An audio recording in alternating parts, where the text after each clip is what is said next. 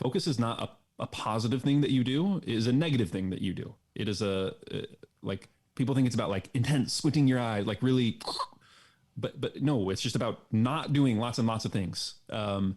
And the best illustration I have seen of that is, I don't know if you've heard of this Warren Buffett method of prioritization, but he does this thing where he writes down a list of like his 20 or 25 biggest goals.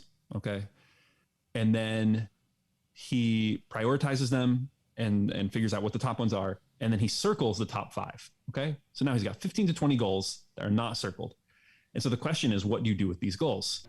At Active Life, we believe that the healthcare clinic of the future is the gym. Everybody starts with the best case scenario in mind. Never sell anything to anybody who is not in the market for what you have. The only reason we work out is to create the opportunity to recover. And the healthcare provider of the future is the coach. And this is why you guys need to get paid well, because what you're doing is really, really hard work. What's up, Active Lifers? Welcome back to the Active Life Podcast. Today, my guest is Ben Wilson, the creator of the How to Take Over the World podcast, which is a podcast that I have found myself enjoying thoroughly. I started listening to it in October when Dr. Ryan Summers, who is our director of RX activities at Active Life, and Larry Geyer, who most of you probably know because he did podcasts with me for a long time here, told me about this really cool podcast they had started listening to called How to Take Over the World. And that was in October. Today, as we record this, it's November 12th. I had one road trip and I have listened to every single episode that you have put out, Ben. I believe that, first of all, you're a phenomenal storyteller. Phenomenal storyteller. Your tone is great. The way that you take people through stories is just, it's calming to listen to and inspiring when you start to understand it. So I think that you're a master at your craft doing that. And I appreciate you for it.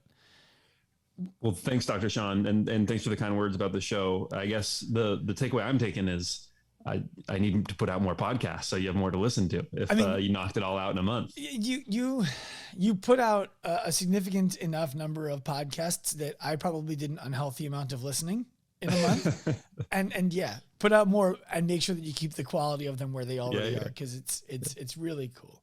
And I find myself, one of the things that I believe is the best way that we can create the future is to really clearly understand the past.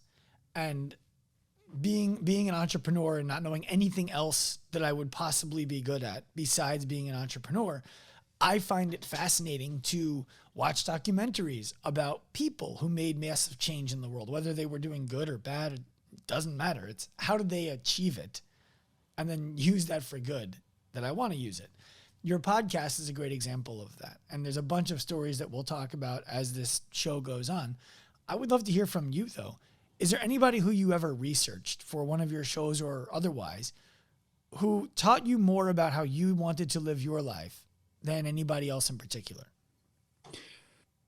The thing about the way I do this is I'm always just following my curiosity. There's no rhyme or reason to how I pick who I'm going to study next. And so it's really just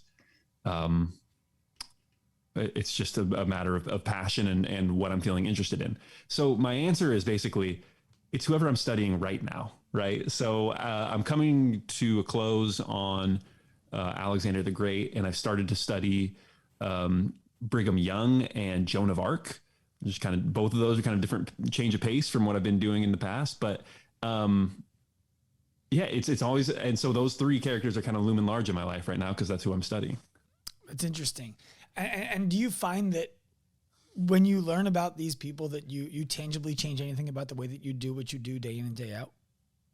Yeah, it's just a little like, there's almost a biological thing that happens to you when you get immersed in a story like that. And you just find yourself, everything you do is just a little bit different, right? So I don't go out there, I don't read a biography about Napoleon and try to be Napoleon and consciously try and affect every single thing that he did, but you do just find yourself in that mind state a little bit more, just kind of 1% different in sort of everything that you do. So I do find, and I, I've had quite a large change in my life since I started this podcast to now. And I think a lot of that has come from implementing some of the stuff that I've learned from this. Do you ever wonder or worry that the stuff that you're able to share with us is based on the stories that were written by the winners in history? Yes, absolutely. It's a little bit like, they call that survivorship bias, right? And so if the only stories you hear from people who won the lottery, then you're going to think, well, playing the lottery seems like a really great strategy, right? Because all the stories I hear are people winning. So yes, I do think that there needs to be some caution of, you look at someone like Steve Jobs, using Steve Jobs tactics when you're not as smart as Steve Jobs can be perilous, right? Like if you're yelling at everyone and you have this kind of brash personality and you're telling everyone they're wrong and you're not the smartest person in the room, you just need to maybe take a little humility pill and maybe not act like that. So yeah, there is a little bit of that danger. But having said that, I think that there's much more of a problem these days with people being too meek, too timid, not aspiring enough for greatness, not trying big things. And so I think there are more people making the opposite mistake. I would agree with that. And since you brought up Steve Jobs, I would love to stay right there because he's one of the people on our list I wanted to discuss with you. I find him to be a fascinating figure. And the reason why I find him to be a fascinating figure is I would love for Active Life, my company, to be like Apple. But I have no interest in being like Steve Jobs. And part of that is perhaps because I'm not as smart as he was. The other part of it, I think, is because I want people who are around me to feel better because they're around me, not to feel scared into doing the work that they need to do. And everything I've ever seen about Steve Jobs is, wow, what a phenomenal world changer. I wonder if he could have done that without being such a dick. Those are the things that I wonder myself. But one of the lessons that I got out of your podcast about Steve Jobs that was most profound was his ability to focus and ask for exactly what he wants when he wants it. Can you speak to that? Yeah. So one of the great canonical stories of Steve Jobs is when he was a young teenager. I can't remember his exact age. I want to say he was like 14 or something like that. And he needs a part for something he's building for this little high school club called the Explorers Club, where they build computers and other electronics and mechanical devices. He ends up calling, it's one of Hewlett and Packard, the two founders of HP, Hewlett Packard. He calls one of them. I think it's Hewlett. I think it's Bill Hewlett, and calls him up, says, "Hey, can you help me find this part?" Essentially, and then talks to him, has a conversation with him, and says, I want to work for you. Will you give me a job? And he does this to great effect over and over again, walks into Atari, brushes everyone off, goes to the CEO, says, I want to work for you. Give me a job. I'm going to work for you. And you just realize when you read about it, how uncommon it is for someone to just go directly to the person, know exactly what they want, and ask for exactly what they want. He did that over and over again, and to great effect. What I found most influential for me about that episode was after I finished listening to that episode, I had a podcast with a guest who I have a ton of reverence for. I've been following this guy for a long time. His name is Rob Wolf. He may have been the episode right before you or two before you, whatever it ends up being. After the show, I felt like Rob and I had a really good conversation. And he said he wanted to continue talking and figuring out the things that we can do together. And I said to him, I would love to ask you a really selfish question. And I just told him exactly what I would love to be able to get out of a relationship with him. Like, what is the ultimate, in the end of the day? Yeah, it would be great. I would love to be your friend. I would love to learn from you. I would love to just be in the room on a regular basis. And I just told him, I said, I believe network is net worth. And I believe that you have done the work for a long time to build a really valuable network. I would love to be tapped into that network. I would love for you to make introductions to people who you believe I can bring value to inside of your network. And I don't know if I would have done it quite as directly had I not just listened to your episode about Steve Jobs doing exactly the same thing. Yeah. I mean, it is like, there are very few actual hacks in life that are just kind of tried and true. Like you do this and it will change your life in one easy step. That's one of the few, that is one of the few ones. And that is another one that really stuck with me after I did it. And it is like there's so few people in this world who know exactly what they want. Like it's the classic dilemma. Let's all go out to dinner. No one wants to have an opinion. No one wants to say that. It's actually a mercy. Like it seems selfish, but it's actually a mercy oftentimes to know exactly what you want and to just state it, because everyone is so worried about treading on everyone's toes that when there is a person who's just very direct and very clear about what they want, it allows everyone else to kind of now work around that and at least provide some clarity. And so that truly is like one of those hacks. It's so simple to just ask for exactly what you want, but it can get you so far. I also think that what could get lost in somebody leaving your podcast with, oh, just ask for exactly what you want, is the belief, which you dispelled in the show, that, oh, you just ask and people give it to you. When the reality is he chased down, I think it was Hewlett, for weeks or months and continuously went and asked for the same thing in a different way until he got the answer that he was looking for. It was not just, I want a job. I'm like, oh, well, yeah, I mean, you had the balls to ask for it, so we're going to give you one. Yeah. I actually think, so Hewlett, I think he got on the first try. I think it's like Mike Markula or one of the marketers, one of the early executives that he worked with. Oh, it was the publicist. You're right. It was the publicist. Yeah, it was the publicist. It was, it wasn't Markula. Who was it? His name will come to me later. Anyway.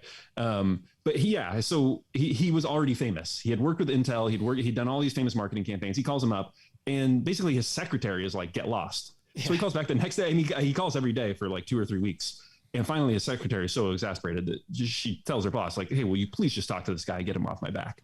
So he talks to him, but it's you're right. It's not just asking for what you want, or it is, but it doesn't work every time. Like many people are going to tell you no, but other times people will tell you yes. And a surprising number of times people will tell you yes. And if you're persistent enough, you can almost always get to yes. Yeah. And I would love to have been a fly on the wall for the conversations where they were debating the yes between Steve and whoever it was he was trying to get the yes out of. That would be fascinating to me to hear.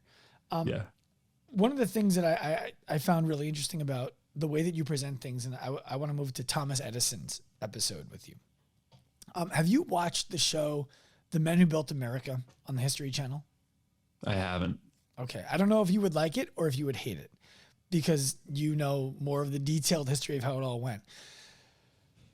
When watching that show and listening to your podcast, what became clear to me is that there were some metaphors that they built into the show where like this person was actually representing this, this group of people who did these things in these ways. But one of the things that they highlighted on the show that you also talked about was the day in which Thomas Edison turned the light switch on in the house, in the dark room. And you talked about the awareness that he had that being a showman was equally important to being an innovator. Can you speak to that a little bit?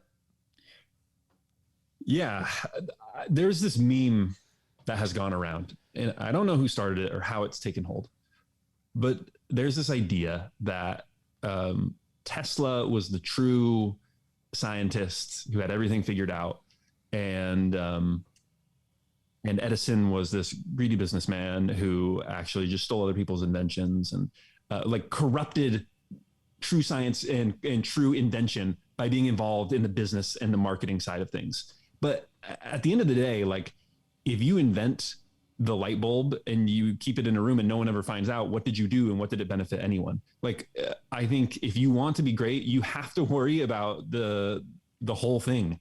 And there's nothing that says that great inventors can't be great marketers as well.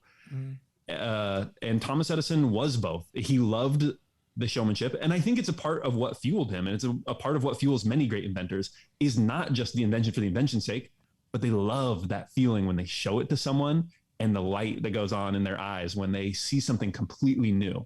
And I don't think there's anything wrong with that. Well, I think that I forgot to elaborate on it, but it's not dissimilar maybe it is. So I don't want to draw conclusions here, but I said that I see Active Life as a company. I would like to be like Apple, but I don't want to be like Steve Jobs in terms of the way that I present to people.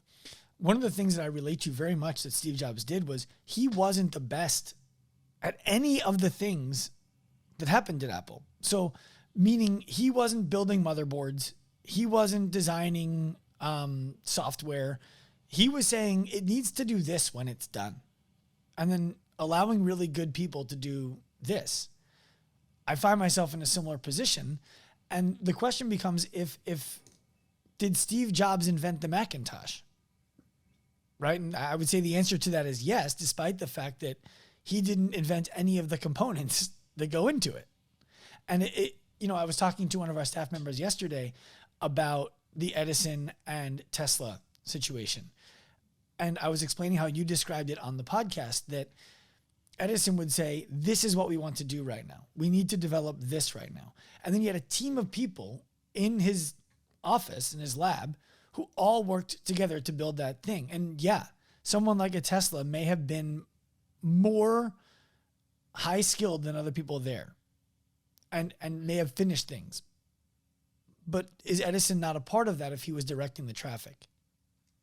Yeah. And I think that leadership is always actually the most difficult thing to come by and the most important kind of linchpin in the whole process of any of these things. So it's a little bit like saying, well, Caesar and Alexander the Great weren't the greatest warriors in their armies. It's like, yeah, okay.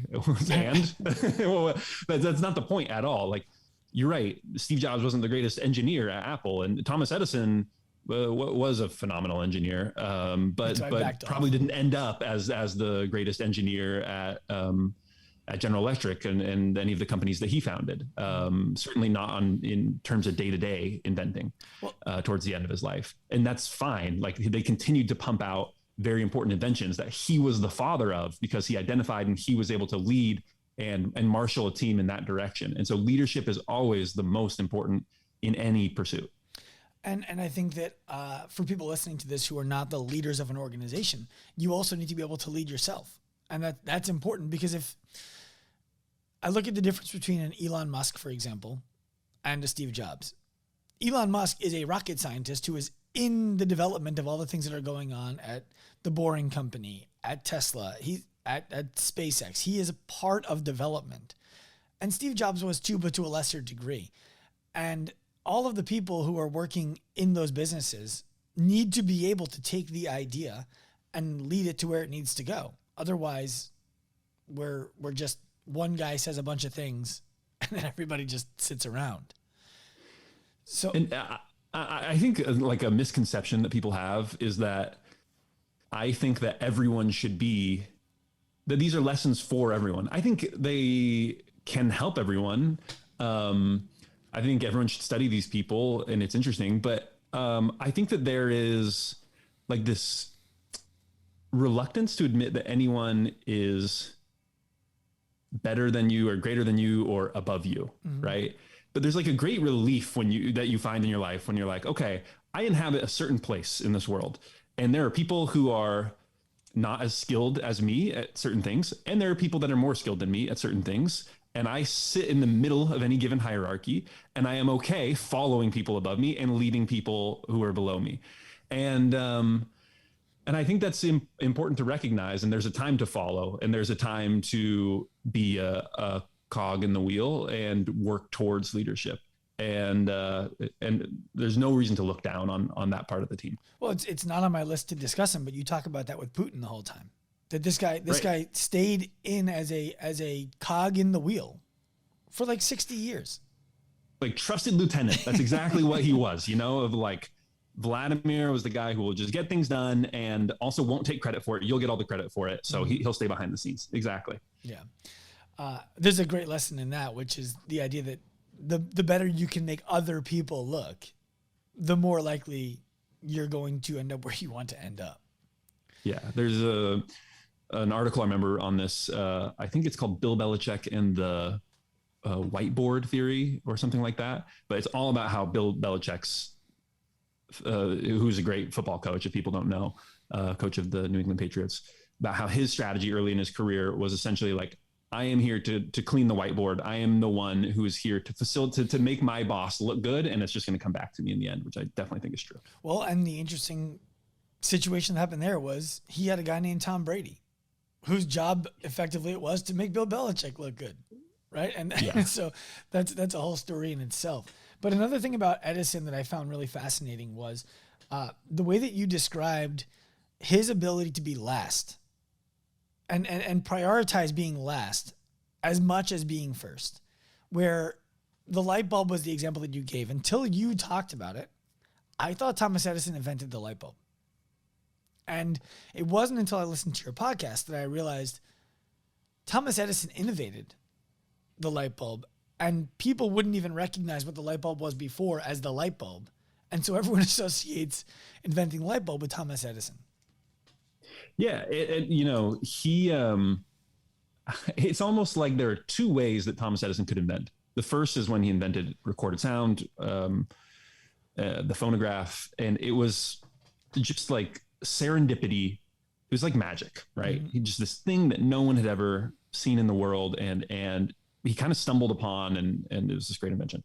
The light bulb, as you mentioned, was kind of the opposite. Like everyone knew that the light bulb was coming. Everyone knew that it was this thing to work on. And many people were working on it.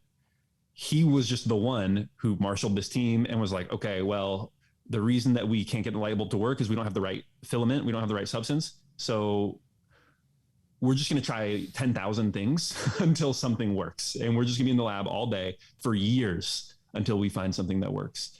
And you see the same thing with Steve Jobs. Like people were saying that Apple should do a phone for years before they actually did the iPhone.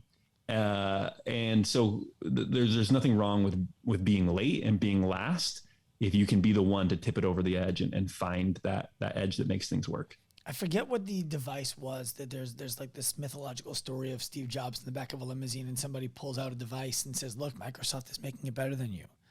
And he looked at it and said, yeah, we shouldn't be making it at all. I'm glad they're making it better than us.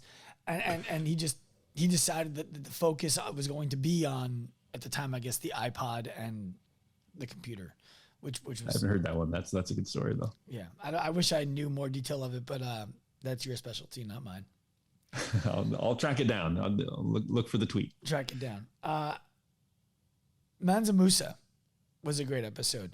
I didn't know anything about him until I listened to your show. I had never even heard of this individual.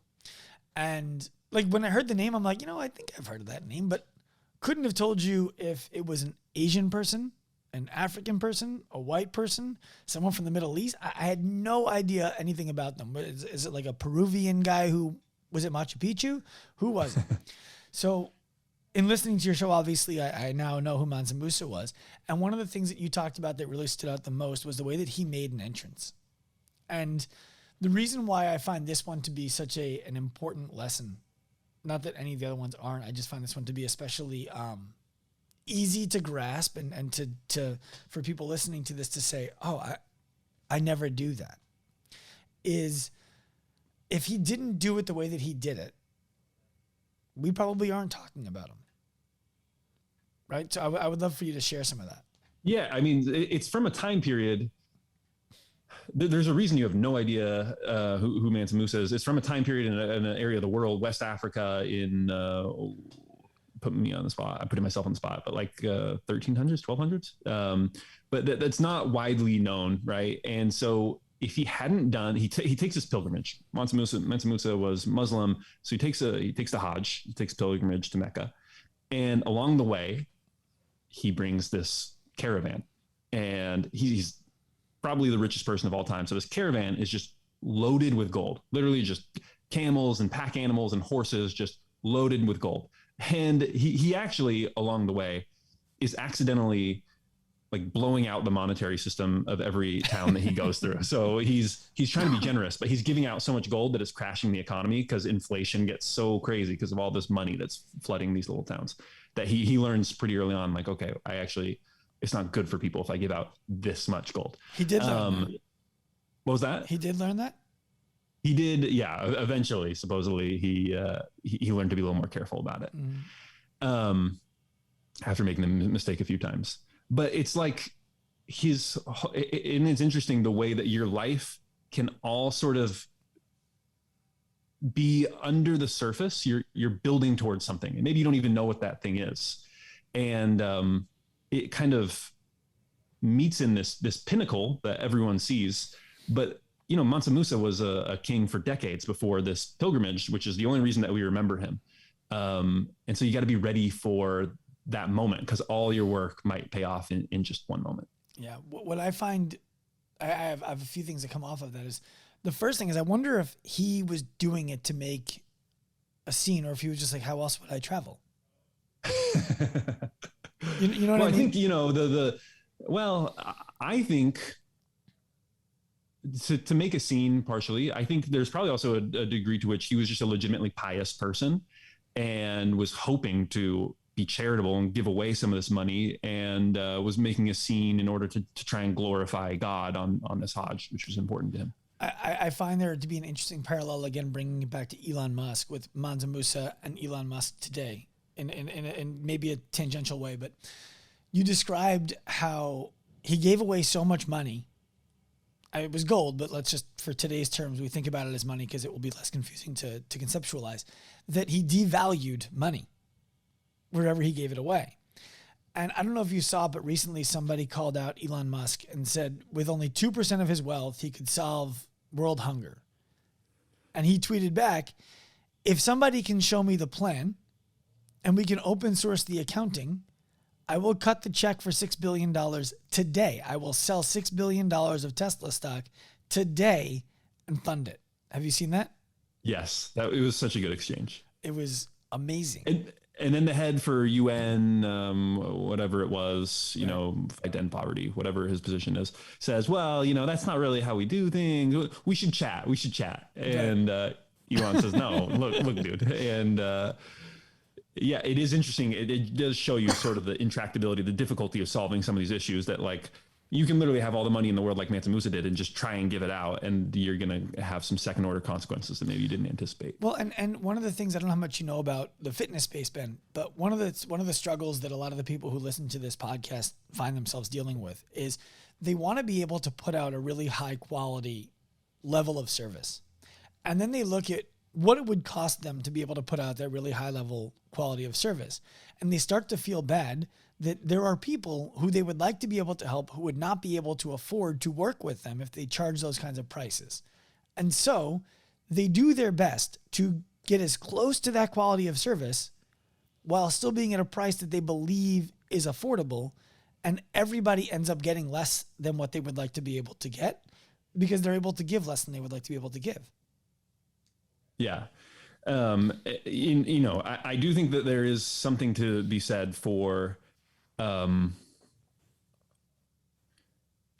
understand that impulse, obviously, like there are people that you want to help, but I do think that there's a lot to be said for not compromising on your vision, and on your dream, and kind of letting the chips fall where they may, right? Like if that's not your, like you're trying to help people, but if your vision isn't to run the style of service that's going to actually work at that price point, then you're falling in the middle. And that's one of the things you see is one of my big takeaways from all of these stories is just never fall in the middle. Like never kind of go halfway. As they say in the office, never half-ass it, always full-ass it. Well, can you give an example of perhaps what the middle would look like? And so, like, I'll tee it up for you, I guess, and give you some simple ways to think about it. And not that you're not smart enough to do it yourself, and you can come around with something better if you have it. But to me, the middle would be something like Steve Jobs compromising. And I would love to hear from you an example of where that could have happened and what that may have done. Yeah. So it's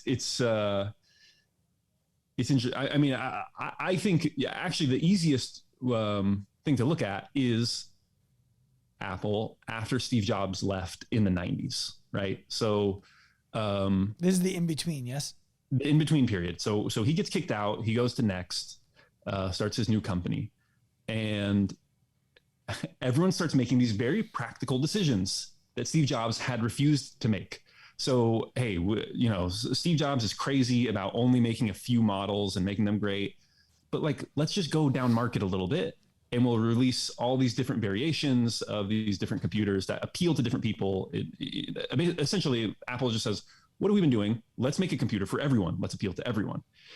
And so they have low-end computers, they have medium, they have high-end computers. And then you get a situation where like the market is flooded and everyone is confused by the amount of offerings that Apple has. No one can really tell you anymore what Apple stands for and what an Apple computer is compared to any other computer. They lose all of their differentiation.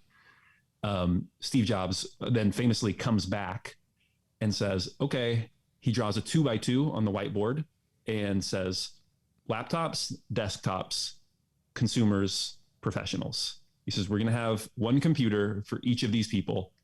That's it. 4 computers. Okay. Maybe there are people who want a lower end computer. They don't get one, you know, like that they can buy something else. That's just Apple's going to do these 4 things. And so to me, like Apple in that interim period is an example of someone falling in the middle and just compromising their vision to try to appeal to everyone. And what's hard, I think, for people to conceptualize, at least I'm finding myself even, is if you weren't paying attention in the 90s, what did that mean? What did that look like? You know, what was Apple then compared to what is Apple now? Yeah. And for those people who don't know, Apple was months away from bankruptcy when Steve Jobs came back and took back over. The company was essentially done. Like people were jumping ship, and he was able to save it. And the product that essentially saved Apple is, I don't know if you remember those colorful iMacs that came out. I do. I don't know. It was like 99 or something like that. That had the blue and the orange and all those. That product saved Apple, and that was Steve Jobs and Johnny Ive's brainchild. But it was probably going to go under in a matter of months before he took back over. Insane. And now it's basically an economy in itself. Yeah, it's the second most valuable company in the world. It was the most valuable company in the world until a month ago. Yeah. Who passed it? Microsoft. Really? Can you believe that? Yeah. After all this time, Microsoft back on top. The race is still on. That's amazing. You know, Peloton needs to find somebody in Steve Jobs' lineage to bring him back. Yeah, I think that there's a lot of companies that could benefit from that type of leadership, obviously. So, okay. There are 2 more cases that I would really like to get to from your show to discuss, because I think that they bring valuable lessons about today. And all of the things that we've talked about, I think, bring valuable lessons to today, and we can tie them up before we wrap. But the Rothschilds. Again, another example of, I've heard that name. I don't know who they are, though. And then when I listen to the podcast and you start talking about you were looking to find who the most wealthy person of all time was, and I guess by factor of these things, with the way we measure money, and Mansa Musa was before modern currency and these kinds of things, we have to go with the Rothschilds. I knew nothing about them. And the 2 biggest things that I gleaned from that podcast, or those 3 podcasts, if I remember, it was 3, a series of 3. Yeah, that might be right. I don't remember. Yeah. Was number 1, they had some core values that everything always came back to. And number 2, they prioritize a very specific kind of education. I would love for you to start with the core values. Do you remember what they were?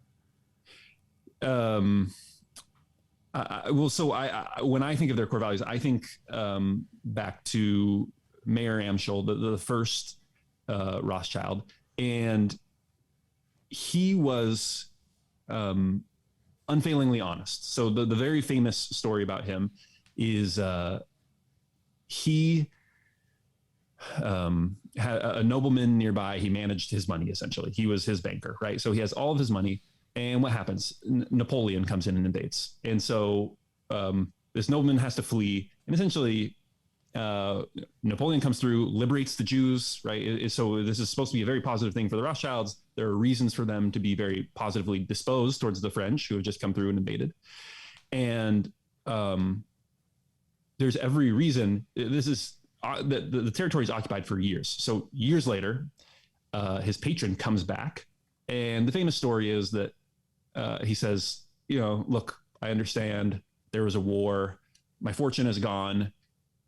Is there anything left for me? And Rothschild essentially comes back and says, oh, no, I've got it all here. And I've got the interest that I was collecting while you were gone. And it's like he had that perfect excuse to just like take the money and run. Mm-hmm.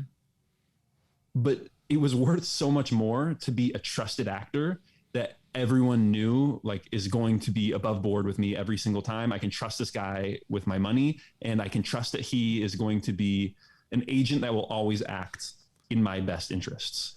And that allowed him to scale. And I think that was really the core value that allowed them to do so well. It's interesting that you bring up the education, because their education was entirely practical, right? So for those first couple generations, those boys were in the family business, were doing the banking from the time they were like 12, 13 years old. They start running errands, and then they quickly get into the minutia of actually being bankers. And there is a very direct correlation from when they start sending the kids to college to when the performance starts to drop within the family. Once they start being educated just like everyone else, and they kind of lose that focus, they lost their edge. So we got to stay there for a second, because that whole thing is fascinating to me. And I've talked to my wife about this at length. And there's an old Japanese, I believe it's Japanese business rule that the third generation does not inherit the business. I don't know if you've ever heard that before. But so I believe it's Japanese, and I believe I learned about it when I was reading the book Shoe Dog by Phil Knight, the founder of Nike. And if my recollection is serving me, the story is founder builds a successful business, has a child. That child growing up watched that founder build that business. They saw the things that needed to happen, whether they understood them or not. They knew they were coming home late at night. They weren't always available during the day, during the week. We weren't always flying private. We weren't always going on these lavish vacations, and it took a lot of work to get here. So they appreciate that. And they do everything that they can to emulate the former, but they don't have to all the time.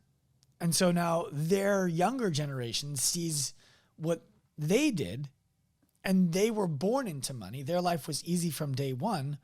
And they were like, yeah, this isn't so hard. And so the Japanese started to see that this would happen over and over and over again. I don't know where that all started. And then they said, our rule in business is that we do not allow the third generation to inherit the business. We sell it to somebody else before that happens. Yeah, it's a really interesting rule. And like, as evidence of what you said, there's actually, I found it very touching, this incident where, so the founder of the Rothschilds dynasty, Mayer, has 5 sons. Okay. And they go to kind of the 5 corners of Europe, and they're running banking houses in different corners of Europe. And it's exactly what you said. Like, they grow up pretty poor. Like, their dad's doing okay, but they grow up in this little townhouse in Frankfurt, and they all sleep, the 5 boys to a room, right? They're all sleeping in the same bed. And now they're all very extremely wealthy, and they have some conflict over something, how they should manage the money, what they should do. And so they're arguing about it.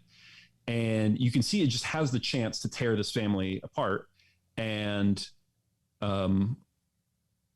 one of them says to the other, we're going to work through this. Were we promised anything more when we were sleeping in the attic of our house in Frankfurt? In other words, like, okay, well, in the grand scheme of things, like, we grew up poor. Like, I slept in the same bed as you until I was 16 years old. We're both billionaires now. Like, none of this really matters. Like, we're going to work through this, obviously, because we're family, and we're so close to this origin story that, like, we can see how important this is and what we've really accomplished. And I think you're exactly right that, like, that edge fades over time. And you see it a little bit in the second generation, and then a little more in the third, and then the fourth is just kind of gone. Have you seen the recent viral clip of Shaquille O'Neal, where his kids say to him, it's a good thing we're rich, Dad? And he's like, we're not rich. He's like, I'm rich. We're not rich. I found it to be a funny clip because it is a paradox, right? Like part of the reason that you want to work so hard and build something so large is that you want to have a major impact on the world. And that's the altruistic part of it. If there wasn't something selfish to that altruism, then we wouldn't do it. And at least that's my belief. And so part of that, I think, is we want to make it so that the life of our future generations can thrive. It's the survival of your gene. And it's such an interesting thought to say, if I make it too easy for our genes to survive, then they won't thrive. And it's interesting. Well, and I think if you look at, I don't know if you read the blog Astral Codex 10, but it's very good. I recommend looking it up. It's on Substack, I believe. And he had this week an article about extremely successful families. And most extremely successful families are just what you said, done within a generation. Like maybe the kids have some success and then it's done. One of the interesting ones he brings up is the Darwin family. So Charles Darwin is probably the one that everyone knows, but both of his grandfathers were two of the most important scientists in England. His parents were very successful. He had siblings who were very successful. He had children. He had grandchildren. Like this family kind of defies the odds and goes for generations.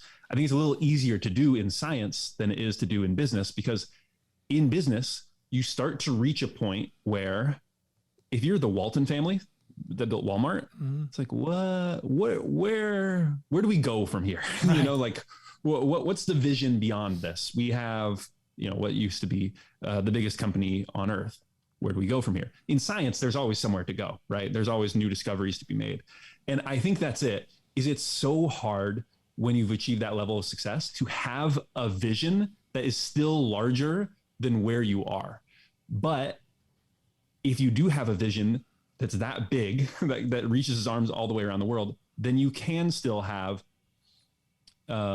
your Augustus Caesar, you're a guy who starts out on top, but is still hungry for more because he has a vision of how it could be even bigger. Well, that's the idea of one of my favorite expressions is if you want people to be inspired by your vision, make sure that it's large enough for their vision to fit inside of it. Right. And I find that to be a really smart way to think about sharing a message. So I want to go back to the Rothschilds for a second, because there are two things you talked about quickly that I want to just make sure people understand what happened there, because they're great lessons for business and life today. One of them is he was watching the money of a very wealthy person, investing the money for a very wealthy person or using it to give out loans and collect interest on those loans. And then a war came, and that wealthy person had to flee the country. And it was reasonable for that wealthy person to believe that all of their money had been seized by the government who came in. And it would have been reasonable for Rothschild to have said, I'm just going to take this money and be wealthy. And nobody would have thought anything about it. It would have been the easy and the fastest way for him to get rich. Instead of doing that, he hid all of the money. Not only did he not steal it, but he took the risk of hiding it from the French who came in to liberate him, right? Literally secret tunnels under his house to keep it hidden. Right. So it was going to the wildest degree just to maintain integrity. And I think that's a phenomenal lesson. And it's we talk about all the time on this show, and I know you're probably not an avid listener yet, Ben, but we talk about only selling to people who are in the market for what you have. And that means telling people who come to buy from you, I don't think you should spend your money here. And that is a very small thing that people have a very hard time doing. Meantime, this guy was in a war zone, and instead of taking money and being celebrated for it, he hid it and risked his life. Yeah, there's like two levels of honesty. There is like where I will not commit dishonest acts. And then there's a level of honesty that is like, I will move heaven and earth in order to maintain my integrity. Mm-hmm. And that's kind of the lesson of the Rothschild family, at least early on, was that they were willing to do that. Yeah. One of the more morbid ways that I look at the relationships I have with people is What do they say when the Nazis come looking for me? Right. Right? Is this a friend who takes the chance, or is this a friend who just points at the floorboards? Yeah. Everyone talks about like, I'd bury a body for you. It's like, okay, but you do realize that they arrest the person who helps someone bury the body, right? Like you would do that. Right. The other thing you talked about with the Rothschild was that he put his kids in the 5 different corners of Europe. And what I found fascinating about that was that the reason that they did that was so that they could have the advantage on speed of information. And then you talked about on the show that they started doing things the government did to make it more difficult for the Jews to be able to get information. Like their letters needed to go through review before they could receive them. And so they started to build code in the way that they sent and received letters that would give them information before they even got to opening it. That's right. So they've got one son in Germany, one in Austria, one in Italy, one in France, one in England. So they really they have Europe pretty well covered. And this allows for information to make its way very quickly between the branches of their bank, so that if there's some news in Italy of something happening, and so therefore the government bonds are going to be more or less valuable, they have this network of messengers that goes super fast from bank to bank. And so I know this in Italy. I'm Carl Rothschild. I can tell all 4 of my brothers very quickly. And like you said, this anti-Semitism, they get suspicious of Jewish bankers. And so they start essentially cracking down on this and telling them, okay, well, the government has to hold your letters for 48 hours and we're going to read them before we seal it back up and deliver your letters.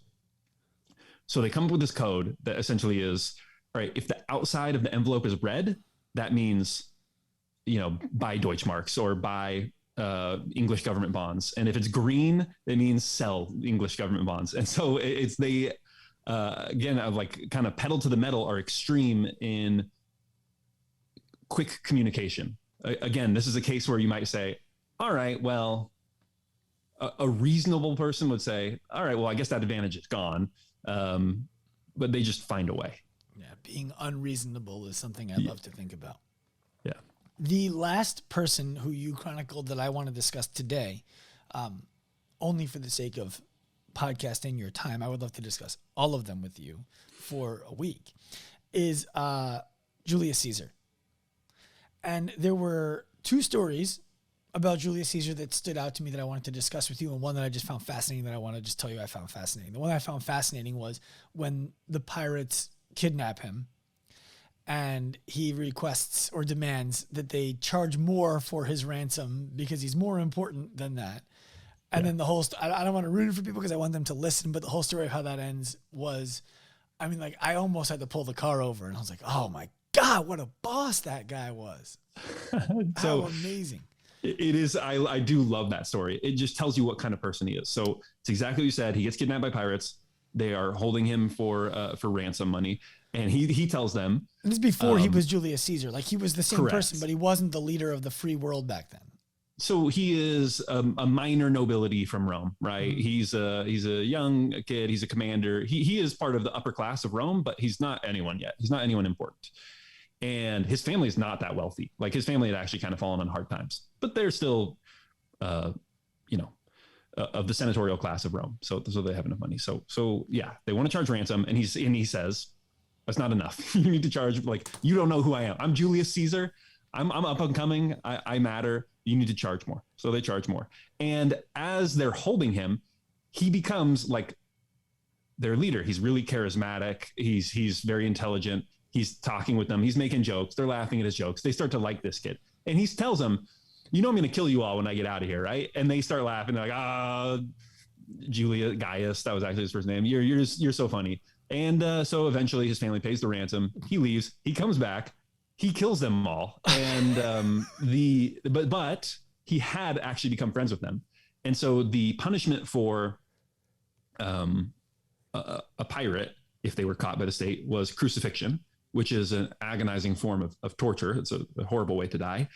And he's like, well, look, these guys are my friends. So he slits their throats and kills them quickly before he has them crucified so they don't suffer. So it is just this like very funny, like, you us. see the way he is charming, the way he can be a good friend, the way that loyalty matters to him, but at the same time, like he is going to stick to his principles and to his like his dignity, his dignitas, his that was a word that they used at the time. His what's the word I'm looking for? But like his prestige was really important to him. So I love that story. I think it's fascinating. There were two others that I thought were just really telling of what drove him. And one of them was when he came back from all these incredible military accolades and wanted to be the leader, number one, in Rome, and instead was offered triumph, which would delay his opportunity to become leader in Rome, which at the time, there was no promise that he was going to be at all. It would be like somebody today being told, you're 29 years old or you're 33 years old. You can't be president until you're 35. We're going to give you this big fancy day, and then you can be president when you're 38. And he was like, I don't have that kind of time. Yeah. The thing, so a triumph is what was going to happen. He had this big victory. They're going to, it's called a triumph. And a triumph was really rare. And yes, to have a triumph, it is like going to New York City, having the ticker tape parade, having everyone. So they would literally, as they're being paraded through Rome, they would have someone stand in the chariot with them as everyone is celebrating them. And this person was a slave, and they would whisper in their ear over and over again, remember, you are mortal. Remember, you are mortal. The implication being, if you didn't have that person there, this was so glorious, you would think you were a god. And so this is a once in a lifetime thing for anyone to be able to celebrate in Rome. Really the greatest achievement anyone can kind of imagine. And it's exactly what you said. He's like, yeah, but I'm not just thinking about one triumph. I'm thinking about being the most powerful man that Rome has ever seen. And I can't wait. Yeah. It's crazy how he delayed that gratification, for an uncertain future that he wanted to pursue. And then the other side of that is when he saw the statue of Alexander and he wept. And the reason why this one was so profound for me is I remember when I was like 18, 19, 20 years old, and these guys would get drafted into pro sports. And I would look at their name and their accolades and the year that they were born and be like, oh, they're older than me. Like I have time. And then you get into the business world and you start looking at these CEOs or like the Forbes 30 under 30, 40 under 40. And you're like, oh, I have time. They're still older than me. And now here I am, I'm 38 years old and I'm still doing it. I still look at these things because I'm like, I have so much to do and I haven't done anything by comparison to what it is I intend to do. Plenty of people would say you've done a lot. I would say I've done nothing in comparison to what it is that I want to do. So the story of Caesar seeing the statue of Alexander and weeping was so profound to me. And I would love for you to share that.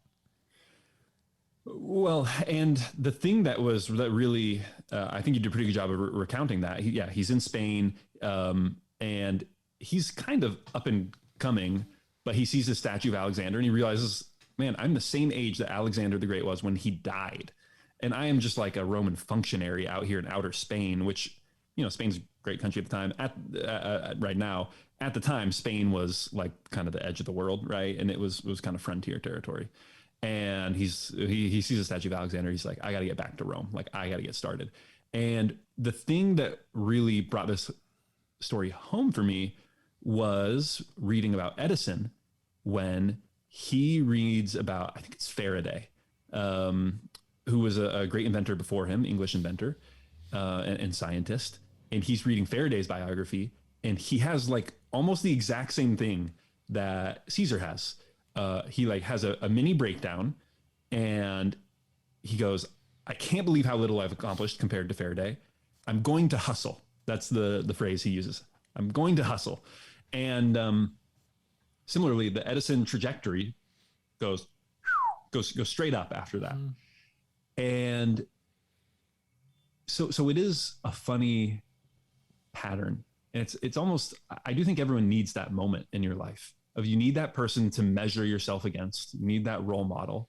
And it's okay to feel that moment of panic that like, man, I haven't done anything. Everyone kind of feels that. And that's okay. As long as you don't let it bring you down, you let it motivate you. Yeah. I think that Colonel Sanders is probably the last benchmark for anybody who is looking to have that kind of success. He finally hit it like age 64. That's right. That's right. Yeah. All right. So, by the way, I find it so interesting that Caesar and Jesus just missed each other in terms of age. Yeah. Well, and Jesus was very much living in Caesar's world, though, right? The empire that he had built. Yeah. It's interesting what the world would have been had Caesar been born 70 years later than he was born. Yeah. It's interesting to think.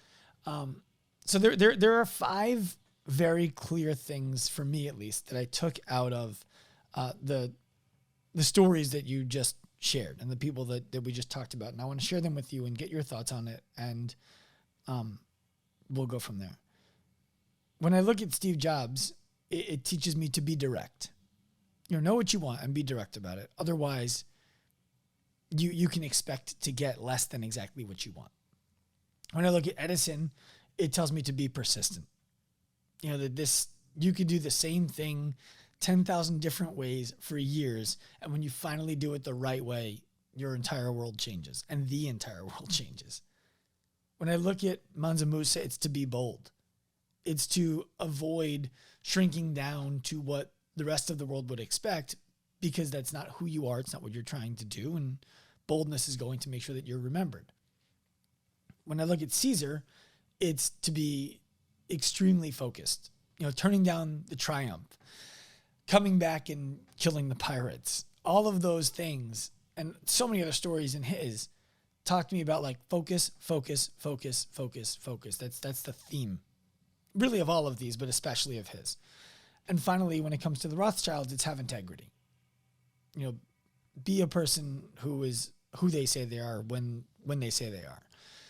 And I find those to be lessons that are valuable not only in the times that these people live, but today, and not only in business, but in life. And I'm curious if you would have taken those any different way than the way I did.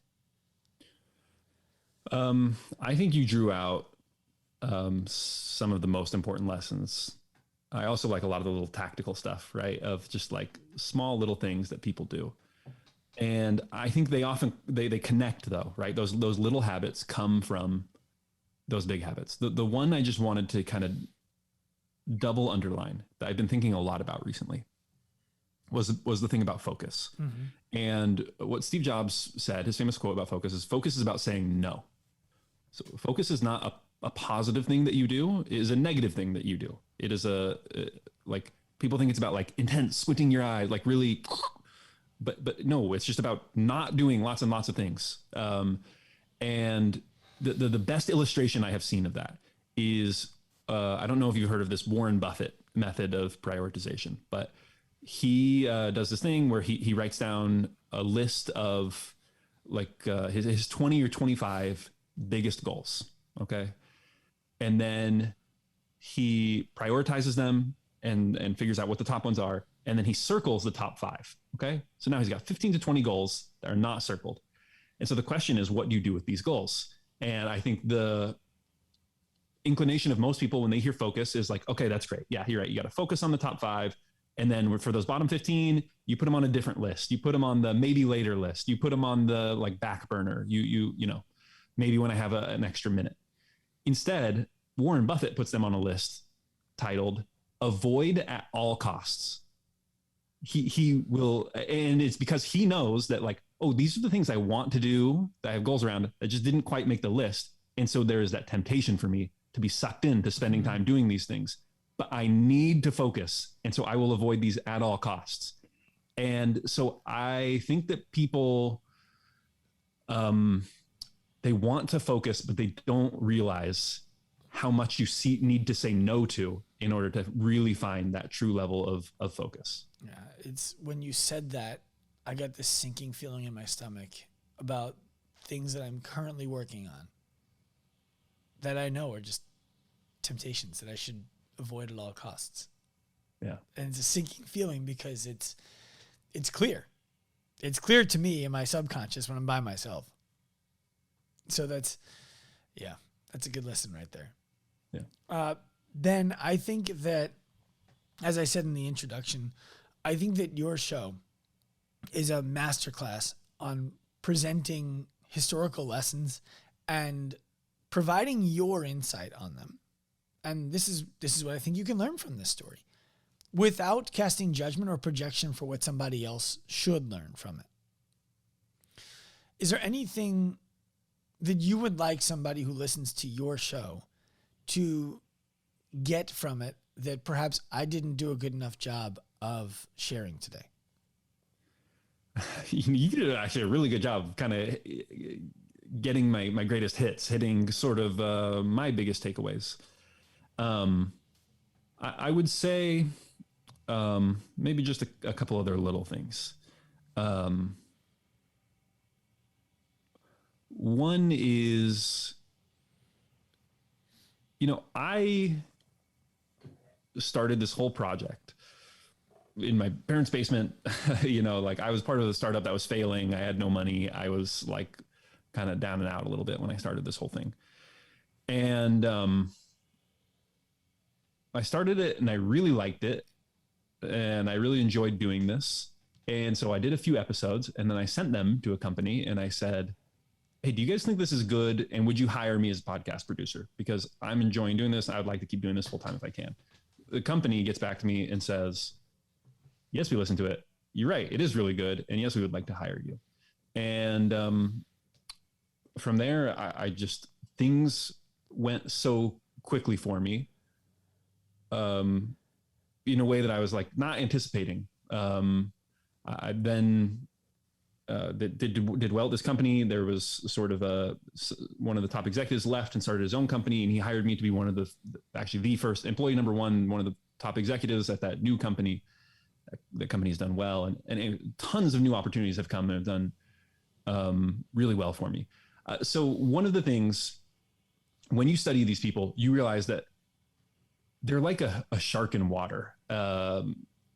Like they're able to follow their instincts because it's just a perfect match of a problem and a person who was born to solve that problem.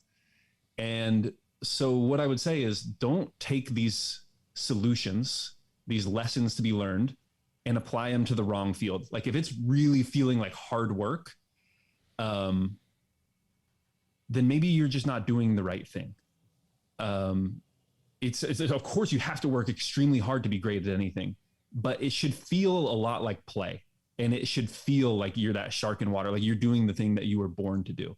So just with all of these lessons, make sure that you are aiming in the right direction. You're doing the thing that you were born to do. Ben, where can people find you? So if you think of how to take over the world and take the first letter from each of those words, it's HTTOTW. It's one of the worst domain names on earth, but that's go to httotw.com or just search How to Take Over the World wherever you get your podcasts. Thank you. This was amazing. I appreciate the opportunity to interview you. And I want to say this. You mentioned that you emailed the leader of this other company and said, I would love to get your thoughts on this and see if there's a fit. And that ended up with you becoming employee number one in a new company that's done very well. I found you because you share your email at the end of every podcast, or at least frequently on your podcasts. And I listened to it maybe 5 or 6 times before I decided I'm going to email him. And I'm not a person at all who hesitates on these kinds of things.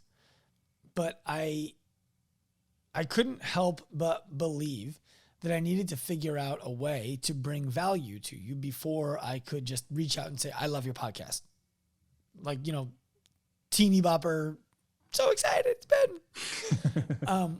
And what I learned from this exchange that you and I just had is that it when somebody puts breadcrumbs out there for you and you believe that that person and you should connect over anything, it's imperative that you pick up those breadcrumbs. I maybe should have emailed you after the first time because I knew what I wanted to do. I just didn't know how or anything like that. And I want to commend you for making yourself accessible on your show so that people like me can find you. Well, thank you for reaching out. This has been one of the best interviews I've ever done. You really did your homework and asked questions in an interesting way that has me thinking about some of the stuff that obviously I've researched, but has me thinking about it in different ways. And so this was great. I do, I don't know if you listen to any Gary Vee stuff, but I used to. You can text him, right? And okay, is Gary Vee himself actually going to text you back? Probably not. I'm sure he has a team, but he does his best to be open and accessible to people. I do the same, and some people waste my time, but it's worth it for those people who do know what they want and are able to add value to my life, and not only just to like add value, but I get to have conversations like these. And if I make one friend out of it, it's kind of worth all of it. So it's been great. I love it. Well, Ben Wilson, thank you for coming on the show today. My pleasure. Active lifers, I have good news for the fitness professionals out there. If you are ready to build a rock solid coaching and training practice, the best place to start is in the Active Life Seminar. Hosted live and online, you're going to learn our signature 9-point movement assessment system, rules for training and programming with pain, and how to make sales feel natural, and so much more. Check out the link in the show notes for more information.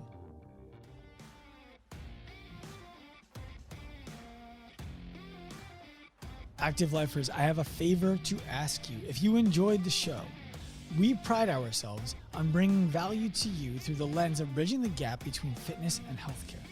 The best way for you to support this podcast is by reviewing this episode wherever you listen. Please give us a 5-star review and share this episode with a friend. Your support helps so much. Send a screenshot of your review to us on our Instagram account at ActiveLifeRx. As a thank you, we'll gift you a special PDF with the most common mistakes made when working out and how to correct them.